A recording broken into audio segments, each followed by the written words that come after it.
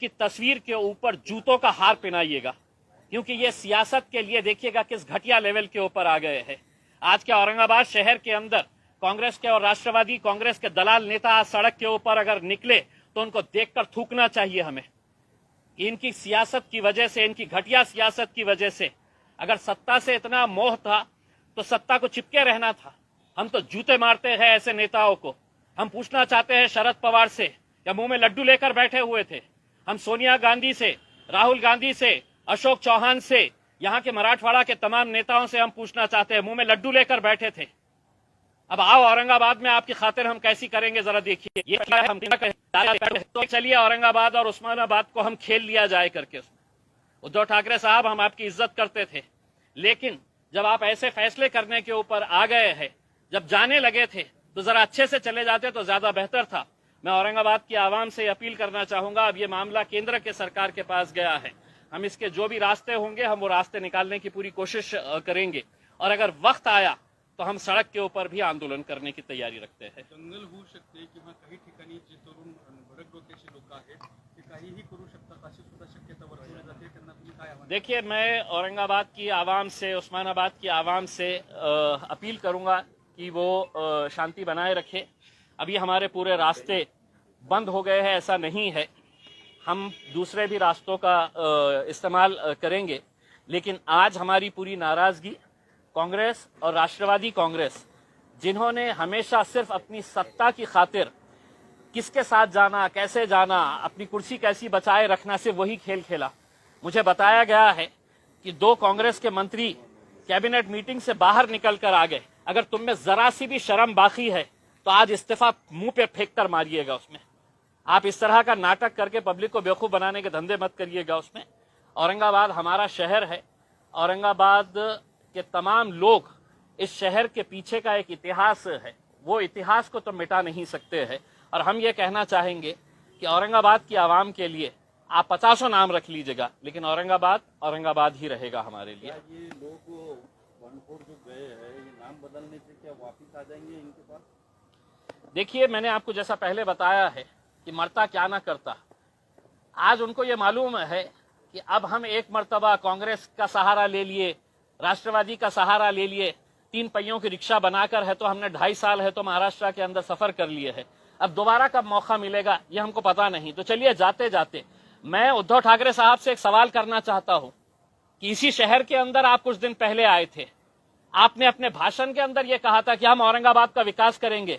उद्धव साहब, कौन सा जादू किया आपने, छड़ी चलाए इस शहर के ऊपर कि पूरा विकास हो गया, और आपने फिर है तो नामकरण का फैसला ले लिए है करके। उसमें आप ही की जबान के ऊपर आपने कहा था कि नहीं, मैं इस शहर के अंदर पानी पहुंचाऊंगा, हम इस शहर का विकास करेंगे करके। उसमें ऐसा क्या हो गया, इसका जवाब भी दीजिए आप, और आपको जवाब देना पड़ेगा उसमें। अब आप मुंह छुपा कर बैठ नहीं सकते हैं। आपको अगर कोरोना अगर हुआ है तो आप है तो इसके ऊपर आइए, ऑनलाइन आकर जवाब दीजिए औरंगाबाद की और उस्मानाबाद की आवाम को। उसमें आपकी घटिया राजनीति की वजह से आप हमारे शहर के अंदर हंगामा नहीं पैदा कर सकते हैं।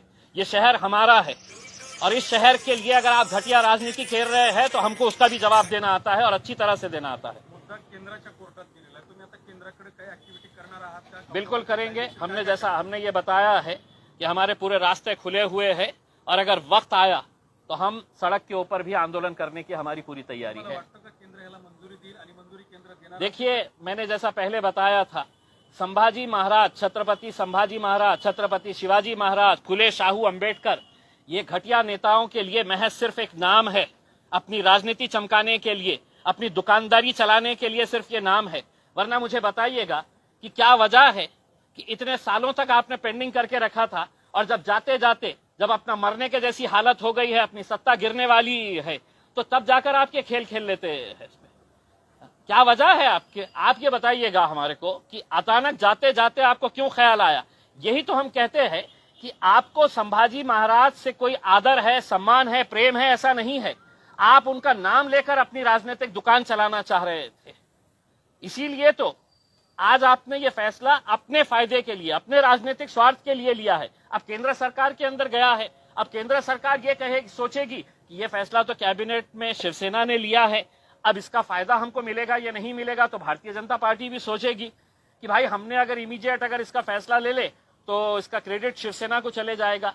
तो संभाजी महाराज से किसी को मोहब्बत है, इनको ऐसा नहीं है। हम तो ये साफ कहते हुए आए हैं कि हम छत्रपति संभाजी महाराज, छत्रपति शिवाजी महाराज, फुले, शाहू, अंबेडकर, हमने कभी भी अपने राजनीतिक स्वार्थ के लिए इन लोगों का नाम नहीं लिया है।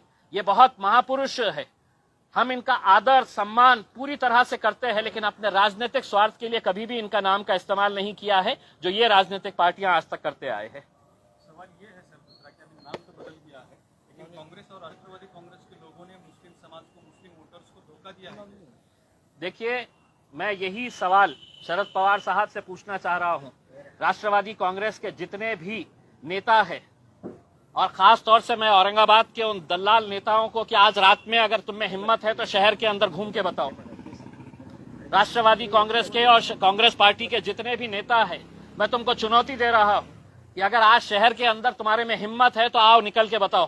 पुराने शहर के अंदर तुमको हिम्मत नहीं है, तुम निकल नहीं सकते हैं बाहर उसमें, क्योंकि कहीं ना कहीं तुमने लोगों के साथ खिलवाड़ किया है, लोगों के साथ धोखा किया है तुमने। और यही वो आएंगे अब कुछ महीनों के बाद, जब चुनाव होंगे तो इनको जवाब मिलने वाला है, और पब्लिक कैसा जवाब देगी आप खुद समझिएगा। लेकिन जब तक मैं ये कह रहा हूं, ये जितने भी नेता हैं, इनके बड़े बड़े नेता, इनके फोटोज के ऊपर चप्पलों का हार पहनाइएगा और उसके ऊपर सोशल मीडिया के ऊपर वायरल करिएगा, क्योंकि ये इसी के लायक ही है। अब चंद्रकांत खैरे डांस कर रहे हैं। चंद्रकांत खैरे साहब बिल्कुल अब उनके लिए डांस करने के लिए ही अब वक्त रह गया है, और मैं तो चाहूंगा कि वो एक प्रोफेशनल डांसर बन जाए करके उसमें, क्योंकि अब आगे की राजनीति तो वो कर नहीं सकेंगे, अब सिर्फ डांस करने का है। क्योंकि ये मुद्दा पिछले 25 सालों से चंद्रकांत खैरे साहब के लिए उनकी रोजी रोटी का जरिया था ये। अब ये एक मर्तबा हल हो गया है तो आप क्या करने वाले हैं वो पता नहीं है। तो इसलिए चंद्रकांत खैरे साहब अच्छे ठुमके लगाइएगा, अब आपको आगे इसके बाद है तो सिर्फ ठुमके ही लगाते रहना है। ठीक है, thank you, thank you, thank you.